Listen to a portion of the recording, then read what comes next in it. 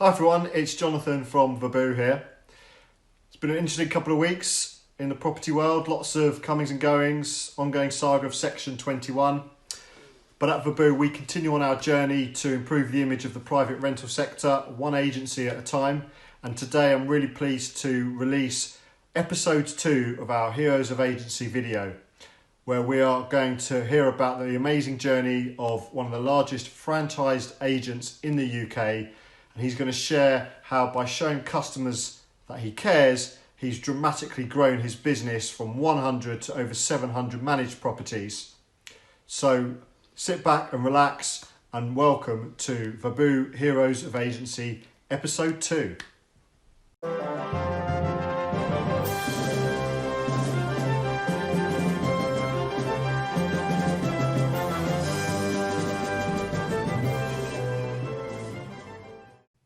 Hi David, how are you doing? I'm well, Jonathan. Nice to see you again. How are you? I'm all right, thank you. I'm all right. Welcome to this series of Heroes of Agency videos that we are doing. The reason we're doing these videos is, we've got some fantastic clients that are doing some great things. It's not us that are saying they're doing great things. It's the feedback we're getting on their behalf from their customers. And you guys at Martin & Co. Derby and also at the Colville office are getting some fantastic feedback. So it'd be good just to learn a bit more about your journey and kind of how you grew the business, and kind of where things are at today. So I guess my first question for you is kind of just tell us a bit more about how long you've been in agency and how you ended up becoming a franchisee at Martin & Co. Okay, yeah, a good question. It started back in 2004. I was actually made redundant from the company I worked with, then Norwich Union, and I actually joined HSBC Bank in their commercial department. And I stumbled across this company on a visit one day, which was Martin & Co. And I thought, well, that seems a quite interesting business. And the gentleman that ran it was, bless him, he was not a well man, but he was so positive and articulate about the lettings industry and the business that he owned. Move on a little bit. I did a little bit of work. I registered to them. I was sort of had a couple of emails backwards and forwards. Nothing came of it until 2008, and I had a call saying that there was the franchise had come available in Derby, which was up for sale as a going concern. And at that time, if you recall, it was there was stock market issues, and there was a lot of financial issues and mortgages and everything else. And I thought, I could just see the writing on the wall, and I thought, well, this is the time to make the plunge and become your own boss and make your own fate. Deal the cards that you want to be dealt. So 2009 September, we bought Martin & Co. Derby with it was around about 100 properties, which was fine for us. It was a big risk because we had children and mortgages to pay, and thinking, oh, what's going to happen? But and it was also you never realize how difficult a job it was to start with, and still is really. But we took the plunge and started in September 2009, and those 100 properties now we manage probably around about the 750. So the business has grown, and I keep wanting to retire and do less, but it ain't happening. But quite frankly, though, I enjoy it. I'm motivated still. I enjoy getting out there. I enjoy doing the deals with landlords, and I enjoy letting properties, and and it's still a very active business. So what was it? So when you came across Martin & Co. back in 2007, 2008. Had you any experience of renting properties or selling properties at all? Well, only personal. We rented as my wife and I rented when we were students. We bought and sold houses as our life progressed, and we ended up in just outside of Derby in the Castle Donington, which We've been here for 25 years or so. But that was the only experience we had. But I think it was that sort of. I was in financial services, so I knew mortgages, I knew finances, I knew sales, and the transferable skills that you develop over those years, I could put to good use. So it wasn't without risk, and as I say, the first 3 months was like a baptism of fire. I think I probably, it wasn't a bad thing, actually. I think I probably lost about 3 stone in those months. It was just, where you were pulled from here to there, and it's just. But you look back and you think, yeah, it was worth doing, because it really did. You had to learn fairly quickly, and we did. And it was interesting, actually, and it's on a light note, but the gentleman, the staff that we took with, that we purchased the business with, our negotiator at the time, in September, I think back then there was he probably did about 5 lets, and by the end of October, I think we were about 15, 20 lets.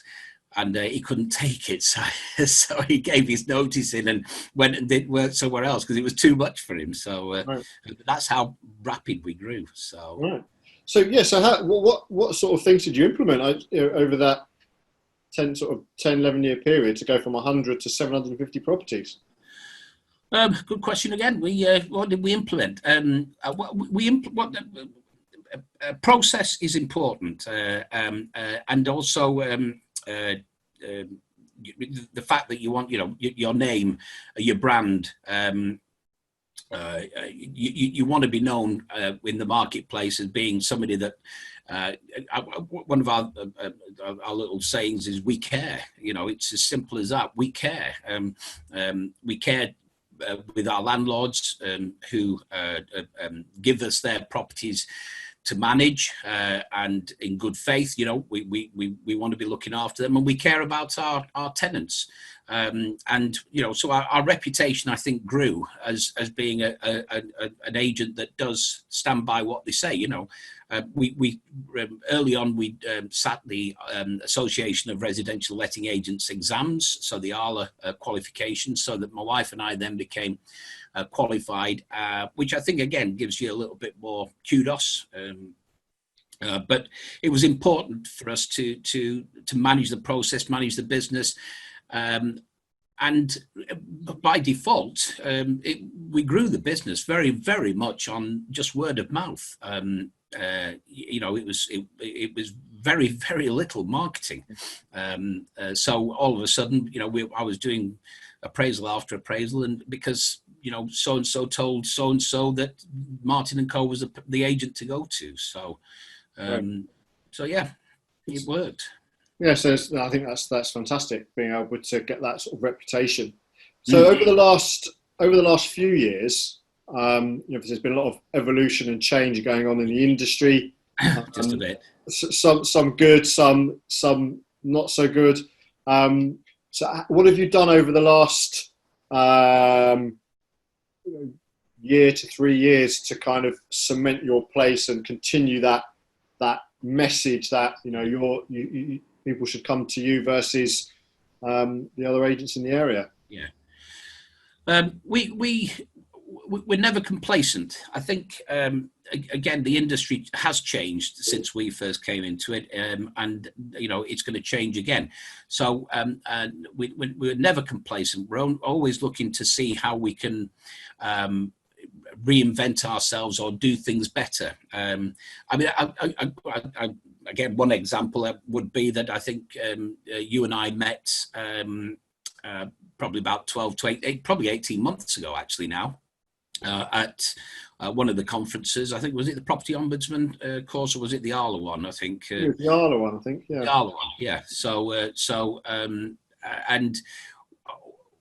offering it's a tangible something for our tenants to sort of say, again, going back, we care. We're investing into you as tenants to ensure that we can give you a better life, maybe, but a better feel, a better service. So we found going to the conferences, not only yourself, but we found a company where they did the property management, and so our process for property management was much more streamlined, much more effective, doing check-ins, check-outs, etc., etc. So, but we're always looking for ways to improve what we do, and dare I say, be a little bit more better than the competition. I've always believed and always will that the only competition is yourself, so if you battle against yourself, and again keep asking the question, never stop asking the question, can we do better? And I say to my staff, actually, when we get feedback, feedback is again, I was taught many years ago, by an excellent sales gentleman, Andrew Duncan, his name is, and he always said, feedback is the food of champions. But it's like a gift. You can take it or leave it, but at your own peril, So as much as we never always like feedback, if it's on the negative side, you've got to consider, well, what are they telling you? What are people telling you? And again, we learn from that. So absolutely, improving those services. Yeah, feedback, I think, is, someone said to me, it's your clients giving you the opportunity to improve. Yeah. So if you don't get that feedback, the opposite potentially could happen. So with the the approach that you're taking in terms of showing tenants that you care and you want to do right by them, has that kind of fed through the business in a positive way when you're talking to prospective landlords as well? Yeah, absolutely. I mean, we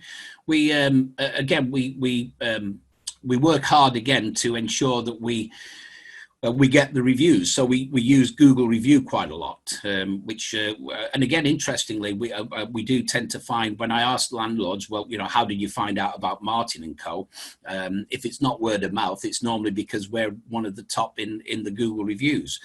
So it is working with tenants, to ensure that we keep getting those reviews, and it's not just when they move in. We do find that when if we've done something and it's worked well for a tenant, we've resolved an issue or something like that, and they're happy with that, then would you mind just popping a few comments on the Google review, and they don't mind at all. And don't get me wrong, we don't get every tenant, when you go to a property and on a checkout and you have to deduct something because they've not cleaned it or whatever, then that's, unfortunately, again, that's a negative that comes back on you. But we have to protect the fact that, the landlord is our customer. But you should have just cleaned your room, sort of thing, or your property. So, yeah. But sometimes, those sort of things. But hey, you're never going to get it perfect. But that's the joy of it in a way. You still got to. It's still a good old battle in a way. So. Absolutely. Martin, it sounds like you've been on quite a journey. You've clearly brought in transferable skills from your previous positions into agency, and very, very successfully. What's one bit of advice would you give to either other business owners or possibly other agencies? What would your sort of one bit of advice be? Okay, well, I'll start with, I like a little bit of Latin. And when we bought Martin and Co, we had to have a limited company, because Martin and Co being a franchise, so you're trading as. So we formed a company and we called it Dulcis Domus Limited. Mm-hmm. Any ideas? Not me. That was one of my worst subjects at school, Latin. Okay. Well, it's sweet home, basically. Okay, great. So Dulcis Domus, it transfers to sweet home. But one thing I always, and again, my Latin, one little saying I've always used is carpe diem. Have you heard of that one? I know that one. Seize the day, right? Seize the day. Yeah. Life is a journey. It'll you'll be on a high 1 minute, down the next, but always seize the day. In business, in life, just get up in the morning, get yourself ready for the day and just seize it, go out and grab it. And it's amazing. Yeah, some days are harder than others. Some days are well, you never know. But one day it could be lost. So get out there and enjoy it. I certainly think that's an extremely poignant message at this moment in time, with what we've all experienced over the last few months. Yeah, absolutely. It's certainly been up and down for all of us, but absolutely seize the day. I totally agree with that.